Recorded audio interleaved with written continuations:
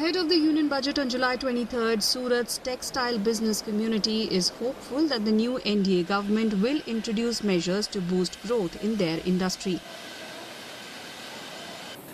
In addition to reduction in GST, the community is seeking changes to Section 43BH of the MSME Act, which penalizes late payments.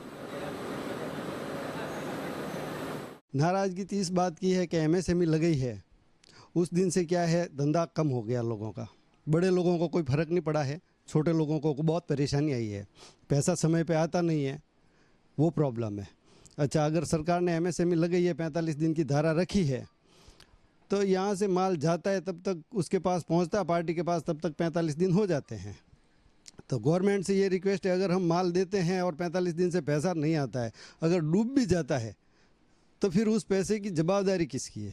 कपड़े के ऊपर 5% है, लेकिन 1000 के ऊपर लहंगा हो जाता है स्टेज, उसके ऊपर 12% जीएसटी लगते हैं। तो ये कई बार कंफ्यूज पैदा करते हैं। तो हम चाहते हैं कि यहाँ का जो सूरत से कपड़ा बन के जाए, सबके ऊपर 5% ही जीएसटी रहे। दूसरा जो ये आ रहा है 43BH, इसके कारण मार्च से अभी जनवरी से लेकर अप्रैल तक हमारी जितने भी सीजन है, सबके सब सीजन एकदम मीडियम गई है, एकदम समझ लो फैल जैसी गई है, उसमें कोई उठाव नहीं आया। सबसे बड़ा इसका कारण था 43BH के कारण। और हमारी सरकार से मांग रही है, एक हमारे यहाँ पे बच्चे पढ़ लिख जाते हैं तो फ्यूचर में क्या करे, MBA CA सब कुछ कर लिया, लेकिन वो कपड़ा लाइन में आना नहीं चाहते। तो हम चाहते हैं कि एक यहाँ पे टेक्सटाइल यूनिवर्सिटी का निर्माण किया जाए। Textile traders also want the government to address the anti-dumping duty issue, which they say has led to an increase in raw material costs, thereby reducing their profit margins. जो सबसे बड़ी दिक्कत है, ये जो कहीं कहीं केमिकल में भी, यान में भी, कहीं प्रोडक्ट के ऊपर एंटी डंपिंग ड्यूटी लगा हुआ है, इसकी वजह से जो टेक्सटाइल इंडस्ट्री का जो इंटरनेशनल लेवल पे उनका जो प्रोडक्ट रखना है, उसमें आजकल हमको दिक्कत आ रही है। क्योंकि एंटी डंपिंग ड्यूटी लगने से जो केमिकल है या रॉ मटेरियल कोई भी है, जैसे यान है, केमिकल है, तो उनके रेट 2-3 गुना हो गए हैं।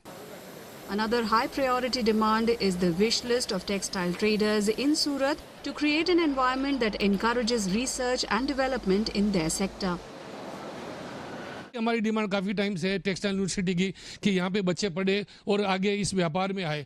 तीसरी हमारी छूट R&D रिसर्च एंड डेवलपमेंट एक केंद्र बनना चाहिए, जिससे यहाँ नई नई किस्मों के ईजाद हुए। जैसे आज केले के पत्ते से भी कपड़ा बनता है, तो कई तरह के कपड़े बनेंगे, तो धीरे धीरे मंडी विकसित होगी। तो कुल मिला के आशाएँ काफ़ी है। मेन आशा है वो MSME रिलेटेड 43BH सेक्शन को लेकर है। As Finance Minister Nirmala Sitharaman prepares to present her 7th consecutive budget, textile traders in Surat are hopeful that their demands, including reduction in GST and establishment of institutes for research and development among others, will be met.